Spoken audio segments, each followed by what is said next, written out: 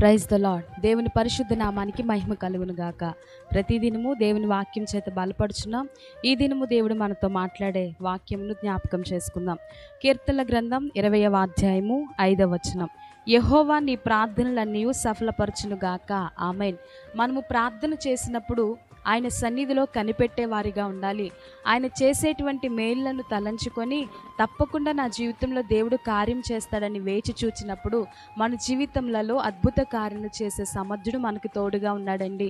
చాలామంది కూడా వారి ప్రార్థన అవసరతలు దేవుని సన్నిధిలో కుమ్మరించినప్పుడు, వారికి ఉన్నటువంటి సమస్యలు బట్టి దేవుని సన్నిధిలో ప్రార్థించినప్పుడు ఒకవేళ ఆలస్యం అయితే దేవుని మీదే అలుగుతూ ఇక నాకు ఎప్పుడు దేవుడు కార్యం చేస్తాడని వెనుకడుగు వేసేటువంటి వారిని మనం చాలామందిని చూస్తూ ఉంటాం.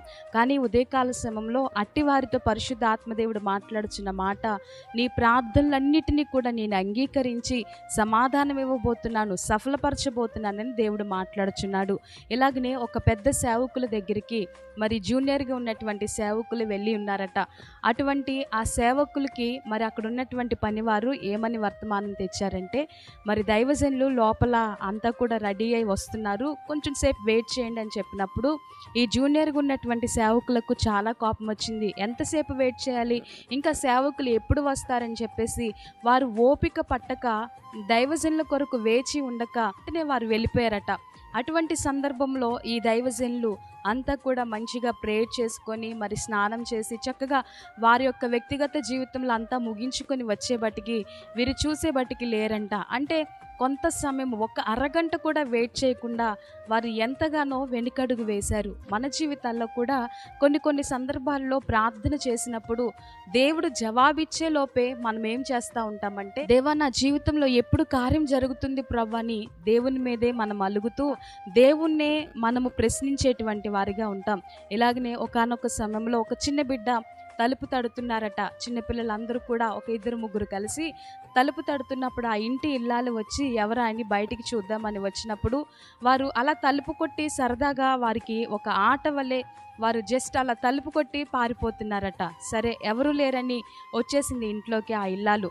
అయితే రెండవసారి కూడా తలుపులు తడుతున్నారట. ఎవరా చూద్దామని చెప్పి తన పనులన్నింటినీ కూడా ప్రక్కన పెట్టి ఎవరో వచ్చారని ఆ ఇంటి ఇల్లాలు మరలా రెండోసారి వెళ్ళి చూస్తే మరలా చిన్నపిల్లలు ఏమి చేస్తున్నారంటే ఆటకాయితనంగా వారు తలుపు తట్టి వెళ్ళిపోతూ ఉంటున్నారట. మరి మూడవసారి కూడా చూస్తే అలాగనే వారు అలాగా మరి ఆటకాయితనం వల్లే జస్ట్ తలుపు తట్టి వెళ్ళిపోతూ ఉంటున్నారు. మన జీవితాల్లో కూడా కొన్ని సందర్భాల్లో ఆటకాయితనముగా అనగా ఒక ఆట వలె దేవుని సన్నిధిలో కనిపెట్టే అనుభవం లేకుండా దేవుని సన్నిధిలో దేవుడు నాకు ఇస్తాడు, తప్పకుండా కార్యం చేస్తాడనేటువంటి నిరీక్షణ లేకుండా ఏదో ప్రార్థించాలి కదా అని పెదవులతో ప్రార్థించి మనము మనసుతో మనస్ఫూర్తిగా ఆత్మతోనూ మరి సత్యముతోనూ ఆయన నామమును ఆయన యొక్క సన్నిధిలో ప్రార్థించలేనటువంటి మనస్తత్వం మనము కలిగి ఉన్నామేమో. ఆ చిన్నపిల్లలు ఎలా అయితే ఆ యొక్క ఇంటి ఇల్లాలను తలుపు తట్టి వెళ్ళిపోతున్నారో అలాగనే మన జీవితాల్లో కూడా ఏదైనా ఒక సమస్య వచ్చినప్పుడు జస్ట్ ఏదో ప్రార్థించాలి, ఆయన సన్నిధిలో ప్రార్థిస్తే కార్యం జరుగుతుంది అనేటువంటి ఎక్కడో ఒక చిన్న విశ్వాసంతో మనం వెళ్తామే కానీ దేవుడు వచ్చి మన పట్ల కార్యము చేసేంత వరకు ఓపిక కలిగి ఉండలేకపోతున్నాం. ఇప్పుడు జనరేషన్లో చాలామంది కూడా ఇన్స్టెంట్గా అంటే అప్పటికప్పుడే అంతా అయిపోవాలన్నట్లుగా చూస్తూ ఉంటున్నారు. మరి పూర్వకాలంలో మనం చూసినట్లయితే మరి మనకున్నటువంటి తాత ముత్తాతలు కానీ లేకపోతే వారు కలిగి ఉన్నటువంటి పెద్ద పెద్ద సేవకులు కలిగి ఉన్నటువంటి ఆ భక్తి జీవితాన్ని కానీ మనం పరిశీలన చేసినప్పుడు వారు ఎంతగానో దేవుని సన్నిధిలో అహర్నిశలు కష్టపడేవారు. సైకిల్ మీదనే మరి మా నాన్నగారేంటి మావయ్య గారేంటి ఎంతగానో సైకిల్ మీదనే వారు ప్రయాణాలు చేసి అనేక ఆత్మల పట్ల భారము కలిగి సువార్తను ప్రకటించారు. అనగా వీరు ఎలాగ ఉండేవారంటే అనేక ఆత్మల పట్ల భారము కలిగి కొన్ని గంటలు ప్రార్థించేవారండి, కొన్ని గంటలు దేవునితో గడిపేవారు. ఆయన నుండి సమాధానము వచ్చే వరకు కూడా వేచి చూచేవారు. అంతేకాని దేవుడు నా జీవితంలో ఇంతగా ప్రార్థన చేస్తున్నా, ఇలాగన ఉపవాసాలు ఉంటున్నా, దేవుడు నా జీవితంలో ఎప్పుడు కార్యము చేస్తాడు, దేవా నీవు ఉన్నావా అని ఆయన మీద అలిగి వెళ్ళిపోలేదు. కానీ అది ఎన్ని దినములైనా సరే కనిపెట్టి నిరీక్షణ కలిగి ఉండగలిగారు. బైబిల్ గ్రంథంలో మనం చూస్తే అబ్రహాము శారాకి కూడా గర్భఫలము లేనప్పుడు, అబ్రహాము 100 వాడైనప్పుడు, శారా 9 సంవత్సరాలు కలిగి ఉన్నప్పుడు దేవుడు గర్భాన్ని తెరిచినప్పుడు వారు ఎంతగా నిరీక్షణ కలిగి ఉన్నారంటే వారి జీవితంలో గర్భఫలము లేక 25 సంవత్సరాలు వారు వేచి చూచారంటండి దేవుని వాగ్దానము కొరకు. దేవుడు తప్పక కార్యము చేస్తాడని 25 సంవత్సరాలు వేచి చూచిన తర్వాత దేవుడు వాగ్దానం ఇచ్చినట్లుగా ఆయన నమ్మదగిన దేవుడు గనుక వారి జీవితంలో అద్భుత కార్యం చేశాడు. ఈ ఉదయకాల సమయంలో నీవు కూడా ప్రార్థన చేస్తున్నావు, మంచిదే. కానీ ఆ ప్రార్థనకు జవాబు వచ్చేంత వరకు కూడా ఆయన సన్నిధిలో కనిపెట్టే అనుభవంలోనికి మనం వెళ్ళాలి. ఆయన సన్నిధిలో ప్రార్థించే అనుభవంలోనికి మనం వెళ్ళాలి. ఆయన యొక్క పాదములు పట్టుకొని, ప్రభువా నీవెప్పుడు కార్యం చేస్తావో, నీ చిత్తమయ్యా, నీ చిత్తానికే ప్రభా, అయ్యా నేను తల ఉంచుతున్నాను ప్రభా అని ఆయన సన్నిధిలో కనిపెట్టేటువంటి వారిగా ఉండాలి.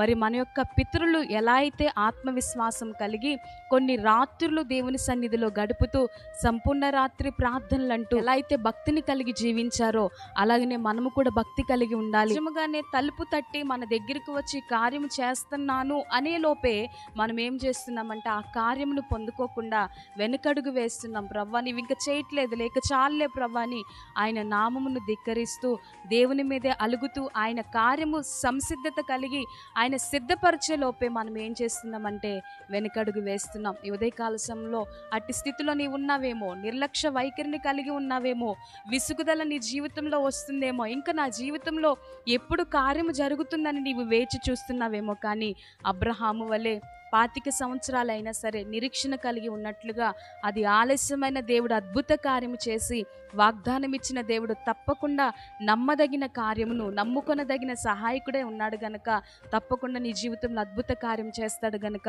ఈ ఉదయకాల సమయంలో ధైర్యం తెచ్చుకో. ఆయన సన్నిధిలో కనిపెట్టి ప్రార్థన యందు పట్టుదల కలిగి దేవుని సన్నిధిలో ప్రార్థన చేయగలిగినట్లయితే తప్పకుండా నీవు ఆశీర్వాదం పొందుకోగలవు. యాకోబు వలె పెనుగులాడుతూ ఆయన ఇచ్చే ఆశీర్వాదం కొరకు మనం అందరం కూడా పెనుగులాడదామండి. ఎందుకంటే ఈ లోక ఆశీర్వాదాల కొరకు ఇది కావాలి అది కావాలని మనం అడుగుతాం. కానీ మొదటగా ఆయన నీతిని రాజ్యమును వెతికినప్పుడు తప్పకుండా దేవుడు అన్నిటినీ కూడా మనకి సమకూరుస్తాడట. మనకి ఏది కావాలో మనం అడగక ముందే ఆయన అనుగ్రహించే దేవుడై ఉన్నాడు గనక ఈ ఉదయకాల సమయంలో ఆయన సన్నిధిలో ప్రార్థన చేద్దాం.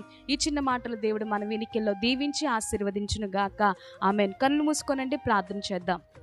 పరిశుద్ధుడా, ఉదయకాల సమయంలో నీవు ఇచ్చిన ప్రతి మాటను బట్టి స్తోత్రాలయ్యా. ఇదిగో ప్రవ్వా నీ ప్రార్థన నేను అంగీకరించి సఫలపరుస్తానని నీ మాట్లాడుచున్నావు. కానీ మా జీవితాల్లో ఆ ప్రార్థనకు జవాబు వచ్చేంత వరకు వేచి చూడక ప్రవ్వా అయ్యా మీ మీద అలుగుచూ ప్రవ్వా దేవా నీవు ఉన్నావా అంటూ ప్రవ్వా నిన్నే ప్రశ్నించే వారిగా ఉన్నామేమో ప్రవ్వా. మంటి పురుగులుగా ఉన్నటువంటి మమ్మలను క్షమించండి అయ్యా. మీ పాదధూళిగా ఉన్నటువంటి మేము మిమ్మల్ని ప్రశ్నించడానికి ఏమాత్రము అర్హత మాలో లేదు ప్రవ్వా. దయతో మమ్మల్ని క్షమించండి. ఈ యొక్క వాక్యమును వింటున్నటువంటి వారిలో ఎంతగానో అలసిపోయి సొమ్మసిల్లి ప్రవ్వా నీ వైపు చూస్తున్నారేమో, కానీ ప్రవ్వా నీవు కార్యము చేసే లోపే వారు వెనుకడుగు వేస్తున్నారేమో. దయతో క్షమించండి అయ్యా. నీ కృపచేత ప్రతి బిడ్డలను బలపరచండి. నీవు వాగ్దానం ఇచ్చావంటే తప్పకుండా మా జీవితాల్లో నెరవేర్చగల సమర్థుడవు గనుక ఆలస్యమైన అద్భుత కార్యము చేసే దేవుడివై ఉన్నావు గనుక ప్రవ్వా నీ మీదే మా పితరుల వలె నిరీక్షణ కలిగి ప్రవ్వా అది ఎన్ని సంవత్సరాలైనా నీవు గొప్ప దేవుడివని నీ వైపే తండ్రి మా కన్నులెత్తి చూచుటకు నాయన అయ్యా మా చేతులెత్తి ప్రార్థించుటకు సహాయం దయచేయండి అయ్యా. మరొకసారి ప్రవ్వా ఈ యొక్క వాక్యం ద్వారా బలపరిచినందుకు వందనాలు ప్రవ్వా.